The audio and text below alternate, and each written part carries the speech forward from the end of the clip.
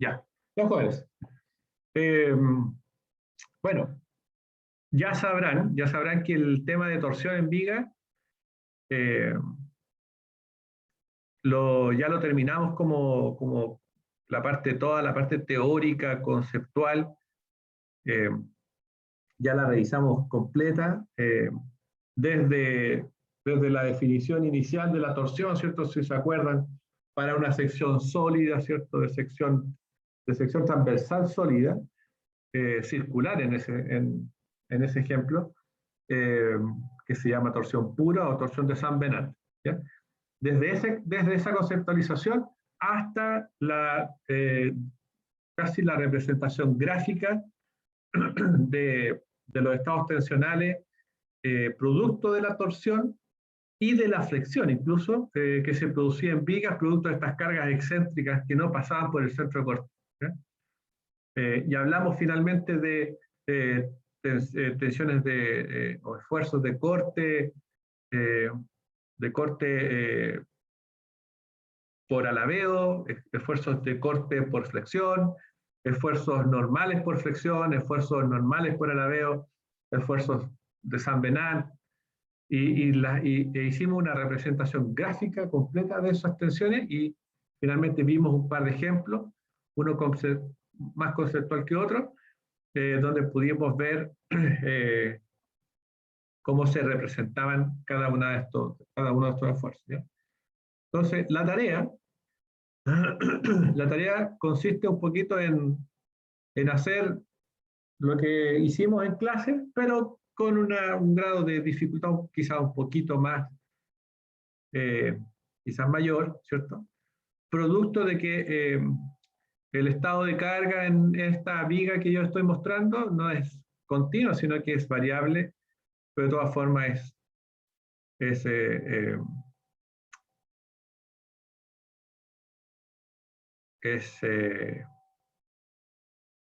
creo yo, no debiesen tener problemas para poder resolverlo. ¿Ya? No vimos exactamente este estado de carga, pero yo esperaría de que con el conocimiento que ustedes tienen, no tengan dificultad en resolverlo. ¿Ya?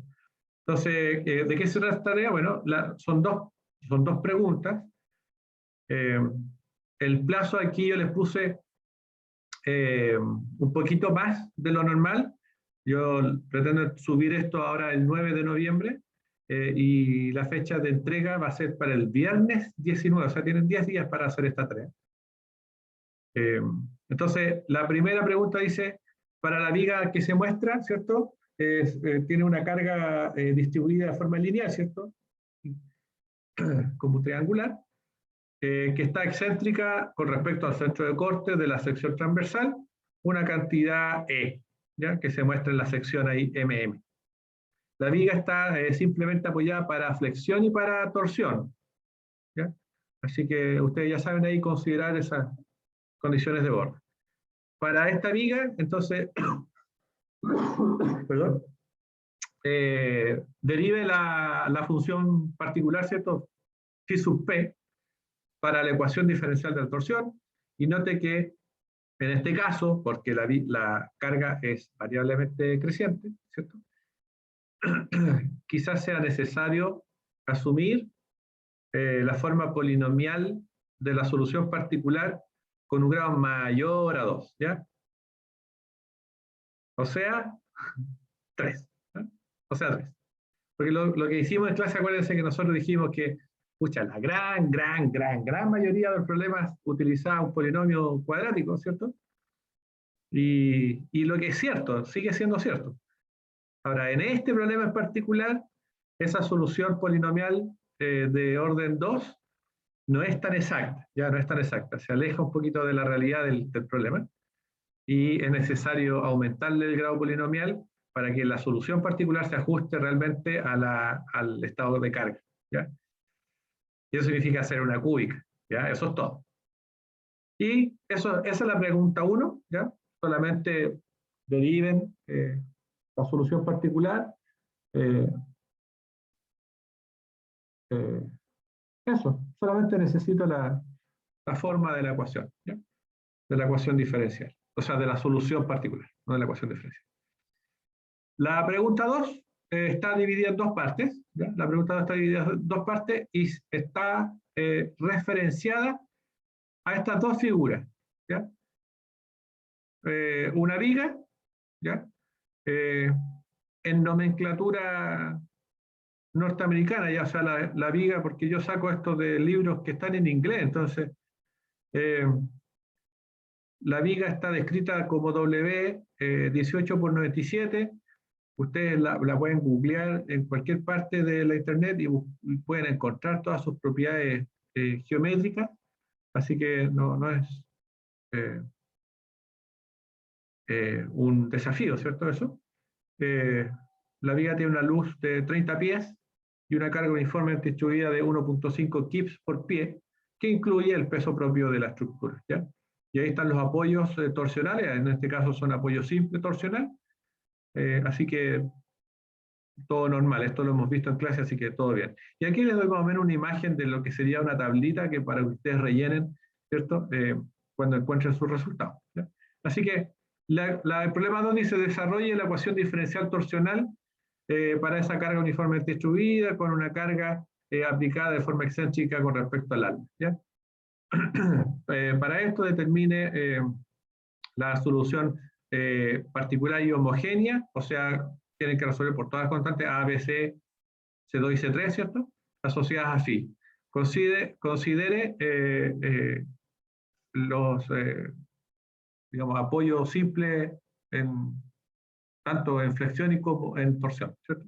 Que está en el monito abajo. Y luego la segunda parte dice calcule todas las tensiones, que es básicamente utilizar esta tabla. Calcule todas las tensiones normales y de corte asociadas a pandeo y torsión, llenando esta tablita, ¿no? Así que, bueno, ¿y qué valor ustedes colocan aquí? Bueno, el máximo para el ala o para el alma, ¿ya? Los valores máximos. Esta tablita muestra solamente los valores máximos, no muestra ningún otro valor, ¿ya? Con eso quiero decir, que no muestra ningún otro valor, sino que el valor máximo, máximo, máximo. Eso, o sea, lo mismo que el problema que hicimos en clase. Así que no hay mayor dificultad, ¿ya? Eso se lo voy a postear hoy día en la parte final, ¿cierto?, de la sesión de hoy. Bueno, y con eso ya estamos listos, chiquillos, con el tema de torsión, ¿ya?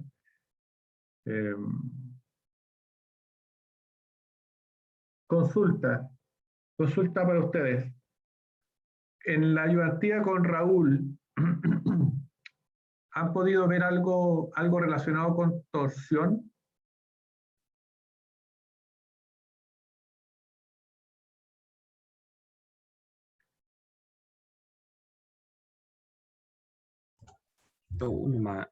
Sí, creo que sí, vimos torsión, si mal no recuerdo. Sí, o no, Guillermo, que era un caso que teníamos como una viga que eran con dos secciones distintas y se le ponía un momento, ¿o no? Sí, ahora me acordé de Sebastián. Sí, Sí, que está... sí, pero sí vimos una clase. Sí, ahora tiene razón, que vimos una contorsión. Tiene razón. Sí, tuvimos una identidad de eso. Aplicado. Sí, ya. Sí. Y pudieron visualizar un poquito todos estos monitos que nosotros trabajamos en la teoría. ¿O solamente fueron a buscar un modelo y un resultado más gráfico solamente? Usted dice como los gráficos de... O sea, se Claro, refiere como...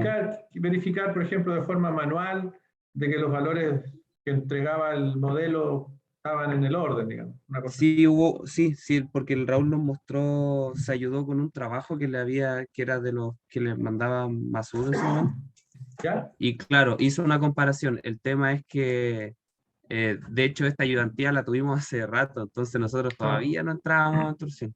Entonces ahora, claro, si nos devolvemos esa ayudantía, nos va a ayudar mucho para esto. Bueno, ok. Pero claro, hacía esta comparación y de hecho ahí tenía un error súper pequeño y todo eso, como que comparar la teoría con el ANSI. Ok, ya, por lo menos me quedo tranquilo de que torsión también lo dieron un poquito de la parte numérica. Ya, súper. Gracias, chiquillos. Listo. Eh,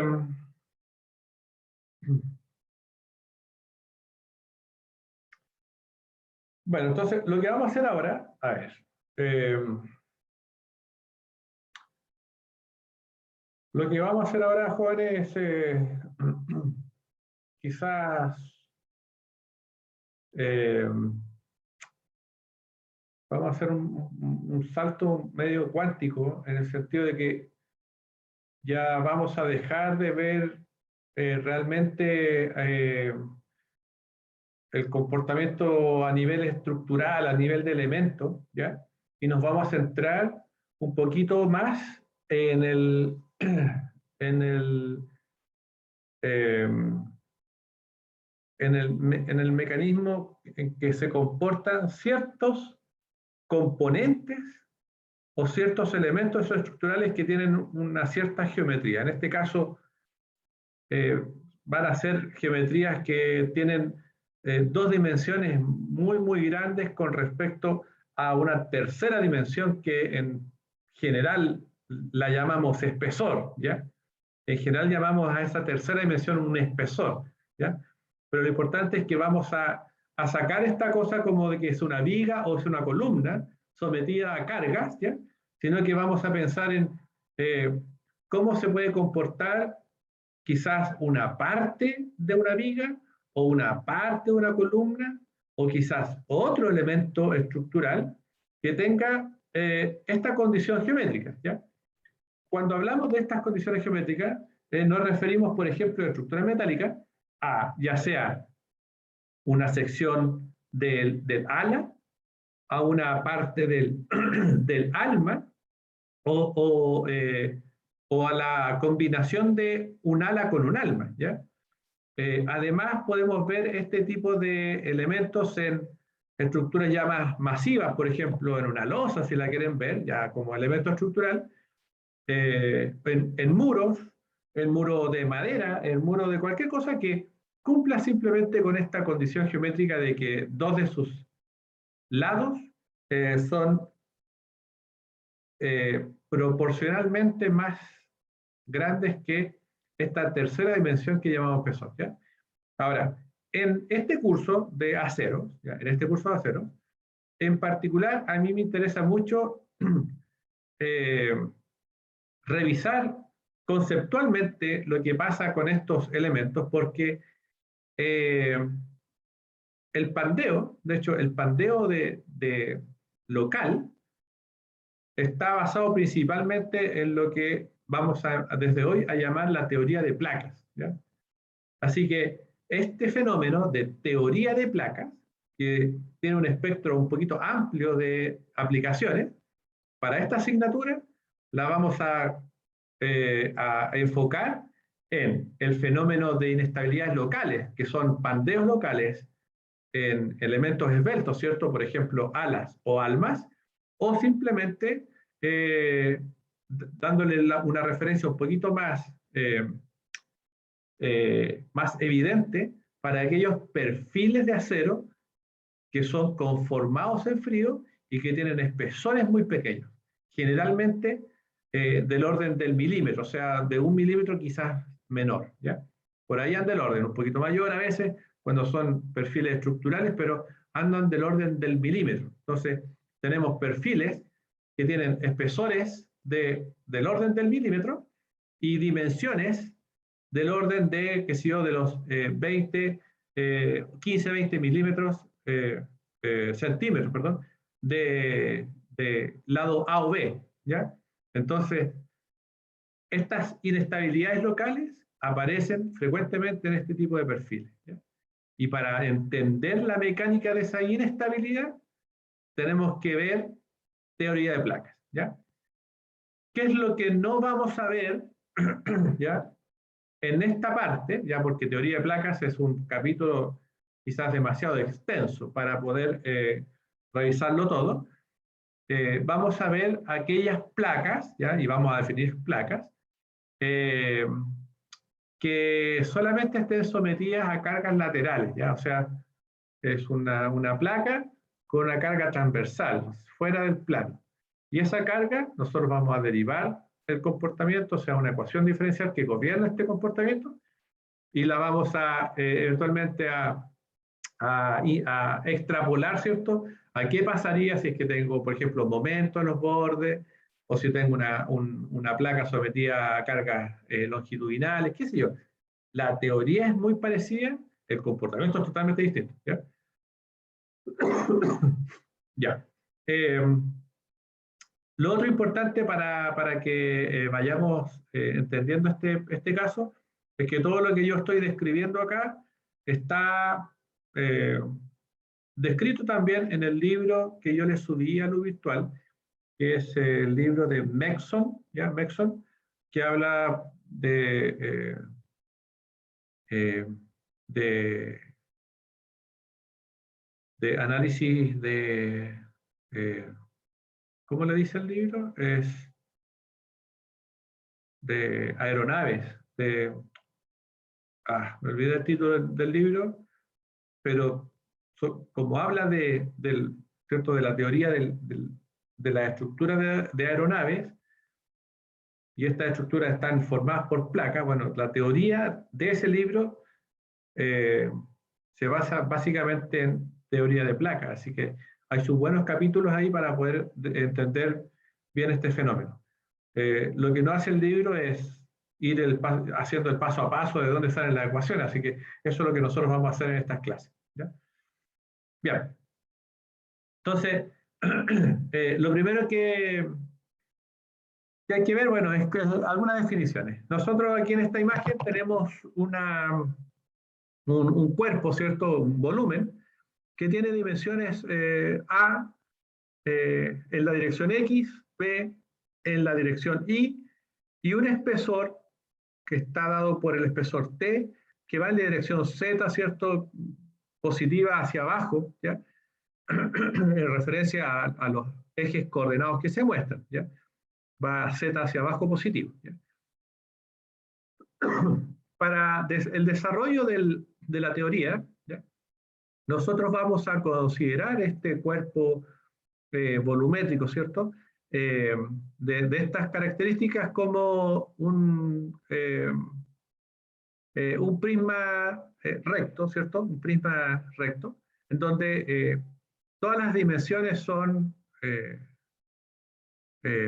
digamos, todas las caras transversales del cuerpo son paralelas a los ejes, así que la cara que forma, por ejemplo, A por T es totalmente paralela a la línea del eje X. La cara B por T es paralela a la línea que sigue el eje Y. Y, bueno, la superficie A por B es, digamos, el eje Z es totalmente perpendicular a la superficie A por B, ¿ya? Dicho eso, nosotros también vamos a definir de que el eje, el punto cero de nuestro sistema coordenado, el punto cero de nuestro sistema coordenado, se encuentra en la mitad del espesor, o sea, existe una superficie de referencia, ¿ya? Plana, una superficie de referencia plana, que está en el eje cero en la mitad del espesor, o sea, existe una superficie superior que se encuentra en más T medio y hay una superficie inferior que se encuentra en menos T medio. Y hay una superficie de referencia que se encuentra para T igual 0. ¿Ya? A esa superficie nosotros la vamos a llamar así, superficie de referencia. ¿Ya? Y está en el plano medio. Por lo tanto, cualquier punto que pertenece a esa superficie, a la superficie de referencia, tendrá coordenadas únicamente en X, Y. ¿Ya? Porque Z vale 0. Así que cada punto que pertenece a esa superficie en particular tendrá coordenadas x, y. ¿Ya? Y z lo único que hace es darme una localización en el espesor, o sea, dónde estoy en el espesor del elemento. ¿Ya? Entonces, lo que vamos a hacer en esta clase, vamos a tratar de describir el comportamiento mecánico de esta superficie, ¿ya? Tratando de eliminar la dependencia de la ecuación diferencial con respecto a z. O sea, voy a tratar de describir el comportamiento de este volumen que se llama placa solamente en función de cómo se comporta la superficie de referencia para poder eliminar la variable z. ¿Ya? Así que, si puedo hacer eso, entonces voy a lograr el propósito de la teoría de placas. ¿Ya? Lo único que hace la teoría de placas es tratar de darme una ecuación diferencial en función de dos variables, ¿cierto? X, y no de tres variables, X y Z, sino que elimina una variable independiente en el espesor para poder nosotros trabajar con funciones en X, Y. ¿Ya? Esa es la idea, esa es la gran... Diga. Que una sutileza nomás, pero si el eje Z lo definió hacia abajo, la cara inferior no debería estar en T medios y la superior en menos T medio. Correcto, sí. Buena sutileza, me gustó. Sí. Era eso nomás que estaba mirando hace Sí. rato. Sí, Me falta. tenés razón, súper. Sí, es cierto. Es cierto, o sea, gracias. Lo voy a corregir. De hecho, voy a aprovechar les voy a mostrar lo que espero subirles pronto al virtual. ¿Dónde está? Aquí. Están viendo mis correos, ¿cierto? Sí.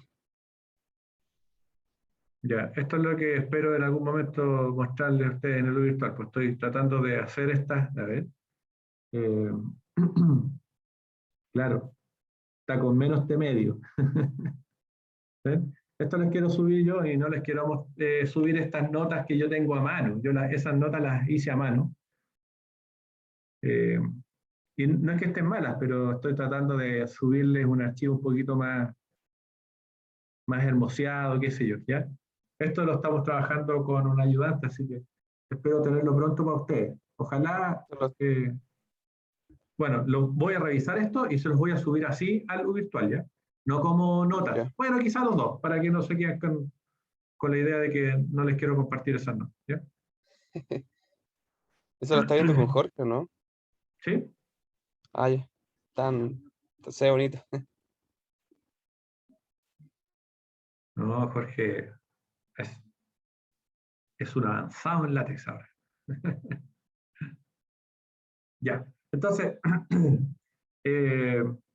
voy a corregir ese T medio y más T medio. Ya. Entonces, ¿dónde nosotros podemos encontrar este tipo de fenómenos? Como les decía adelante, bueno, en estructuras tipo losa, ¿cierto?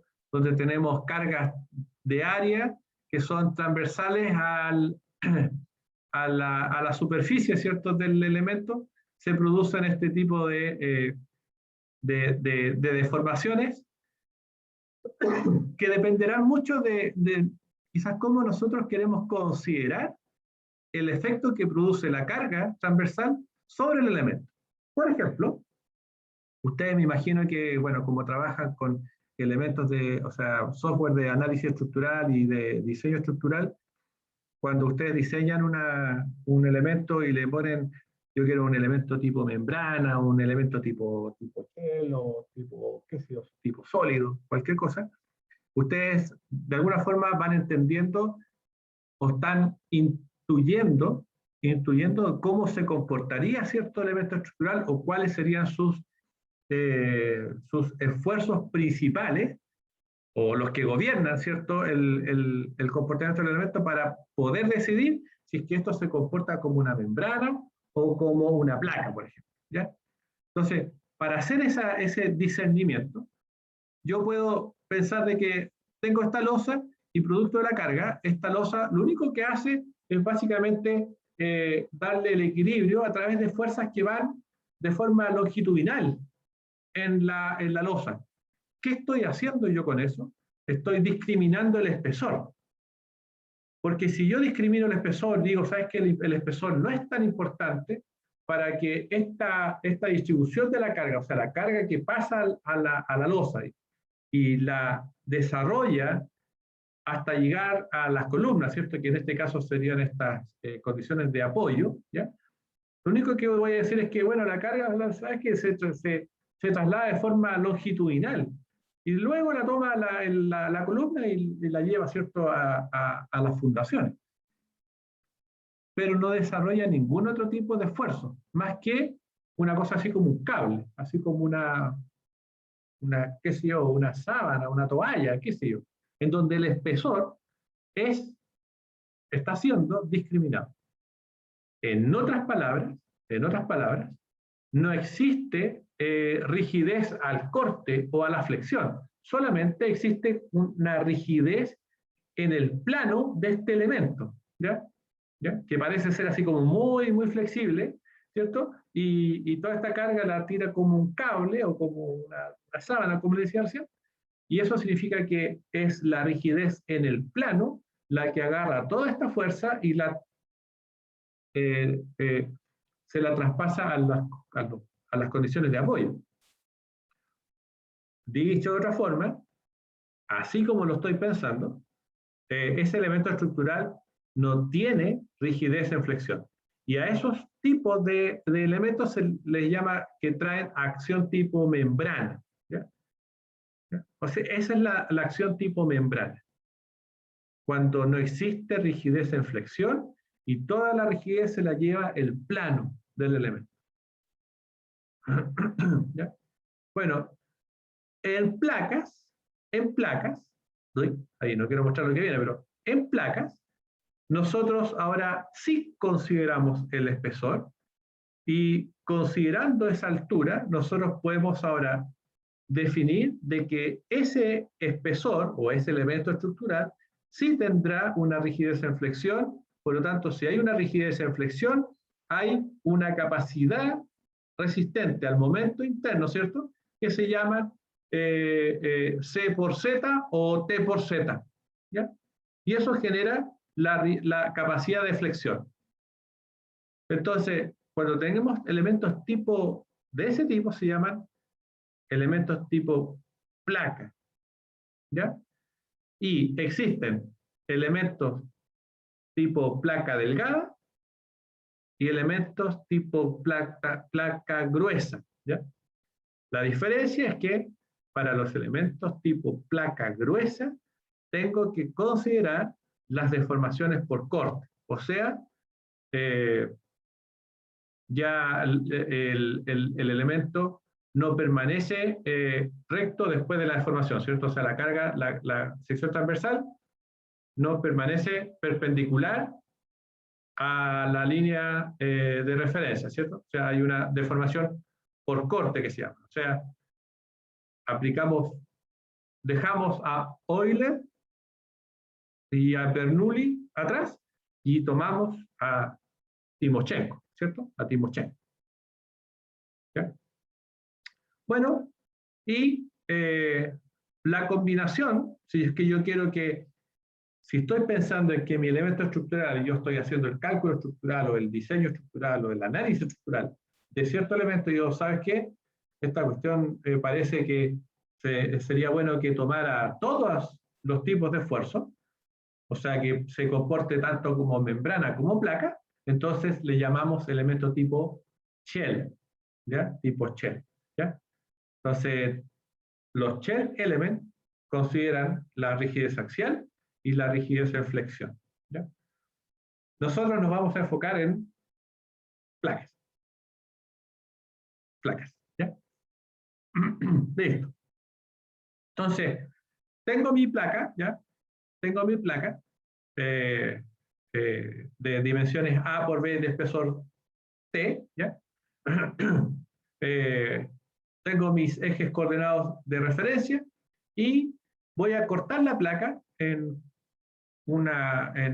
virtualmente, ¿cierto?, en cualquier parte, y voy a definir los estados tensionales que aparecen, ¿cierto?, en ese corte. De acuerdo a la mecánica de sólidos que ustedes traen, o que la mayoría aprendimos, ¿cierto?, las definiciones de las convenciones de signos y de símbolos para la mecánica de sólidos, nosotros en el corte de la cara perpendicular al eje X, aparece, ¿cierto?, de forma axial el esfuerzo sigma X, en la dirección positiva X, sigma X, y aparece un esfuerzo de corte que se llama tau XY, que es el esfuerzo de corte, que está en la cara perpendicular al eje X en la dirección Y.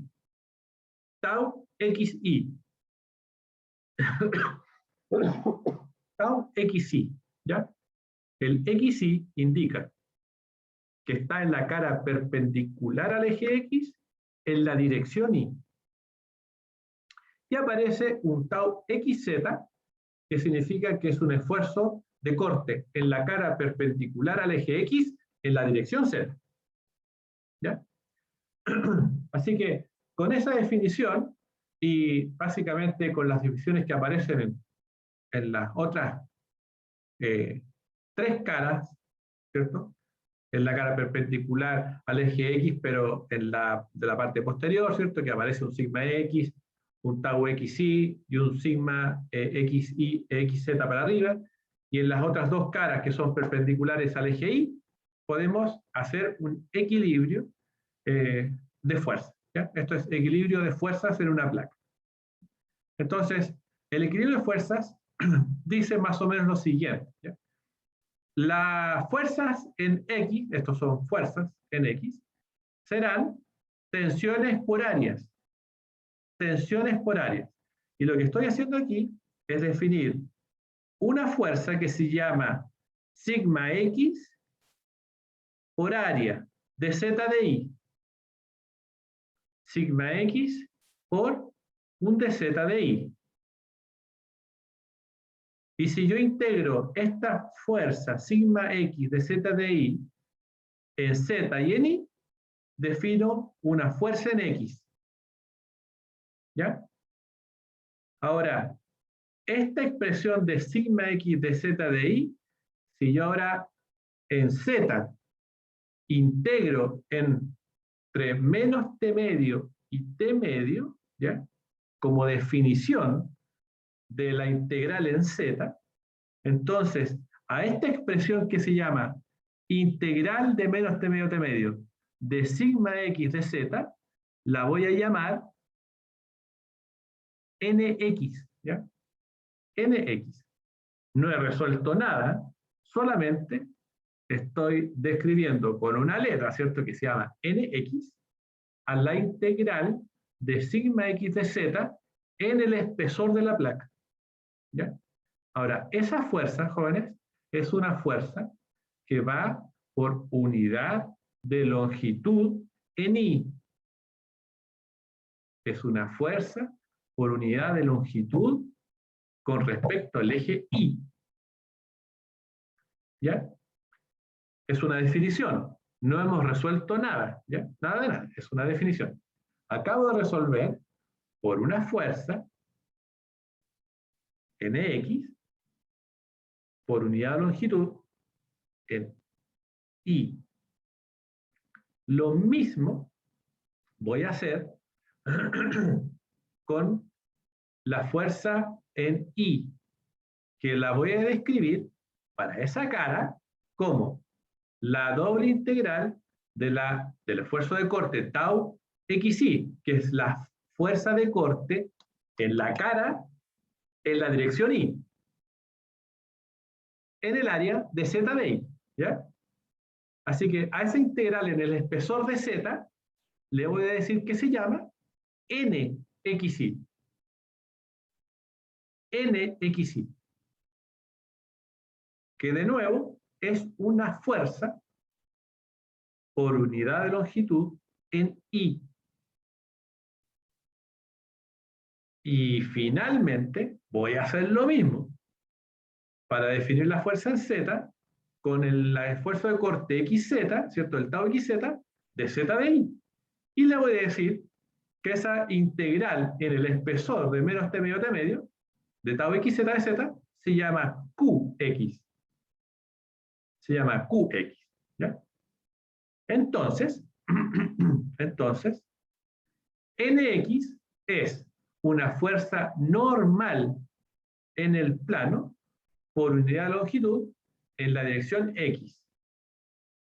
Si mal no recuerdo, chiquillos, dije en la dirección Y. Sí, sí, había dicho dirección Y. Sí, dije Y, ¿cierto? En la dirección X. Este es el plano perpendicular al eje X. Sí, en el plano, porque son fuerzas en el plano. Está bien, en la dirección X. Yo dije Y. Me equivoqué ahí cuando expliqué. En la dirección X, perdón. NXY es una fuerza de corte en el plano por unidad de longitud en la dirección X, y el QX es una fuerza de corte fuera del plano, porque va en Z, ¿cierto? Es una fuerza de corte fuera del plano por unidad de longitud en la dirección X. ¿Bien?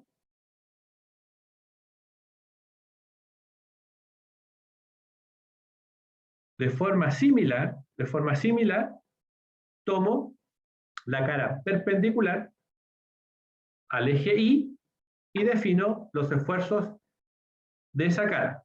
Sigma I, que es el esfuerzo normal a la cara, aparece un tau XY o tau IX, recuerden que ambos son iguales, ¿cierto? Tau, le podría decir mejor tau IX, ¿ya? Debe corregirlo también, ¿cierto? Tau IX, que es el esfuerzo de corte en la cara perpendicular al eje Y en la dirección X, ¿ya? Tau IX, que es igual al tau XY, y un tau IZ, que es el corte, ¿cierto? Digamos que va fuera del plano, en la cara perpendicular al eje Y, en la dirección Z. ¿Ya? Y de forma similar, defino un NI, ¿cierto? El espesor de Z, un NXY y un QI. ¿Quién es NI? Es una fuerza normal, ¿cierto? En el plano, en la dirección Y. NXY es una fuerza de corte en el plano, en la dirección Y. ¿Y quién es QI? Una fuerza de corte fuera del plano, en la dirección Y. Todas por unidad de longitud. Listo. Entonces, tengo esas definiciones. Entonces, he obtenido, ¿cierto? A través de estas definiciones, 5 fuerzas resultantes que se llaman NX, NI, NXY, QX y QI. 3 de ellas son, o están en el plano, ¿cierto? Todas las N son fuerzas en el plano por unidad de longitud, y 2 fuerzas que están fuera del plano, que son el corte en Z.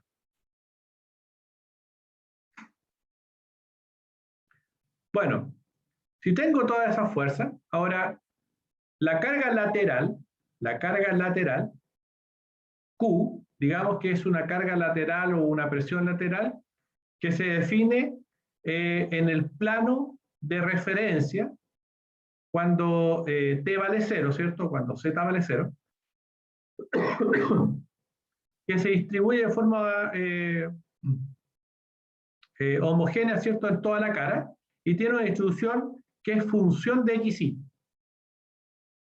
Esta carga lateral es una función de XY, o sea, no está aplicada en la superficie superior o inferior, sino que está referenciada en la superficie del plano medio o de la superficie de referencia. Por lo tanto, Q es una distribución en X. ¿Bien? Así que esta distribución produce esfuerzos, ¿cierto?, de equilibrio o fuerzas de equilibrio, QX, QI, y en las dimensiones diferenciales, QI más delta QI y QX más delta QX. ¿Ya? Así que el equilibrio de fuerzas me dice que Q en la superficie, delta X, delta Y, más lo que aparece aquí, QX más delta QX por delta Y, ¿cierto?, que es la fuerza en ese plano, en esa cara, menos QX por delta Y, que es la fuerza que aparece en el plano posterior, más QI más delta QI por delta X, que es la fuerza en el plano perpendicular al eje Y, de acá adelante, ¿cierto?, en el anterior, creo que se llama, anterior, menos QI por delta X, que es la fuerza en el plano posterior. Y ese equilibrio tiene que dar cero. ¿Ya? Así que, haciendo un poquito de álgebra aquí, queda que el Q por delta X, delta Y, más delta X, delta QX, delta Y más delta QI, delta X igual 0, divido todo por delta X, delta Y, me aparece que Q más estos delta valen 0, ¿cierto? El delta QX más delta QI vale 0. Si aplico el límite para el delta X que tiende a 0 y el delta Y aparece 0, me aparece que la ecuación de equilibrio de fuerzas fuera del plano para esta placa está descrita como una ecuación de diferencial parcial, ¿cierto? QX sobre delta X más delta QI delta Y más Q igual 0. ¿Ya? O sea, esta ecuación es una ecuación que describe, ¿cierto?, el equilibrio de fuerzas fuera del plano en una placa en función de dos variables.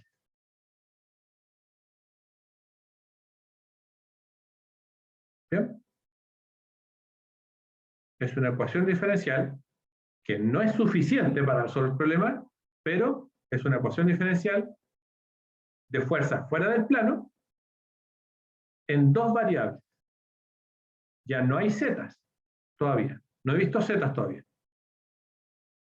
Solamente en X y en Y. ¿Ya?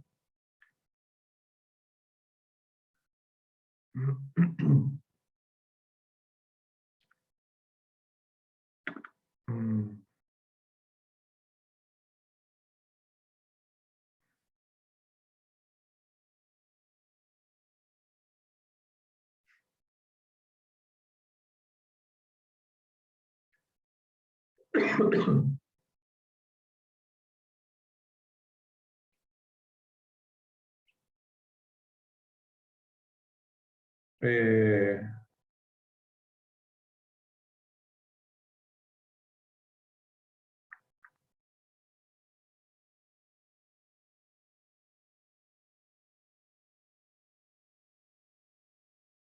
¿Cómo van? ¿Cómo van, chiquillos? Bien, profe, quedó todo claro por mi parte. ¿Sí? Todo claro también Sí. por mi parte. Esta parte es un poquito aburrida, pero o sea, a mí me gusta esta cuestión, pero No, pero se entiende súper bien. No, sí, no se ha está entendido. O sea, lo que, mira, esto es otra cosa de que yo no espero que se aprendan las ecuaciones, ni las integrales, ni todas esas cuestiones. Esas cuestiones las puede leer de un libro. ¿Ya? A mí me interesa de que entiendan cuál es la lógica de la teoría de placas. ¿Ya? La única lógica que me importa es que ustedes vean que después de todo este ejercicio, por fin vamos a obtener una ecuación diferencial que no dependa de z. Eso es todo. ¿Cómo lo vamos a hacer? Bueno, no es tan fácil tampoco, ¿ya? No es tan fácil, no es como decir ya, elimino la z. y le pongo un signo de integral, ¿ya? No es tan fácil. Esta parte es fácil porque es la del equilibrio de fuerza, ¿ya? El equilibrio de fuerza. La parte difícil va a ser cuando ese equilibrio de fuerza sea insuficiente para resolver por las 5 incógnitas, ¿ya? Porque es insuficiente, ¿ya? Entonces, para la teoría de placas hay que hacer una compatibilidad de formaciones, ¿ya? Y esa compatibilidad, esa es más entretenida, ¿ya? Se llama compatibilidad de formaciones de Kirchhoff, ¿ya? Que por ahí la han escuchado, ¿ya? Y ahí se pone más entretenida la cosa. O sea, ahí uno entiende, la teoría de placas realmente me ayuda, ¿ya? A bajarle el nivel a problemas que son tridimensionales y poder resolverlos como problemas bidimensionales y obtener resultados muy, muy buenos, ¿ya? Eso es lo que hace teoría de placas. Porque si ustedes hacen el mismo modelo en ANSYS y le meten una placa de espesor tanto y ustedes lo resuelven, ANSYS, súper bien. Pero cuando tienen problemas que son mucho más complejos, por ejemplo, qué sé yo, el fuselaje de un avión, y tienen que usar 8.000 millones de elementos en elementos finitos, escucha, reducir una dimensión le puede costar años de cómputo numérico. No sé si años, pero mucho tiempo, ya, mucho tiempo, ¿ya? Y los resultados son muy, muy buenos. ¿Ya? Así que eso, ¿saben? Yo lo voy a dejar hasta acá. Mañana vamos a seguir haciendo esto porque todo esto la vamos a ver, ¿ven? Estas son las ecuaciones, pero insuficientes para el equilibrio. Vamos a hacer equilibrio en flexión. También esto es fácil de entender. Y después la parte de Kirchhoff, que ahí por ahí se pone más entretenida, ¿ya? Lo dejo hasta acá, les voy a subir la tarea y estas clases para que las tengan. ¿Ya? Ok. Ya, chiquillos.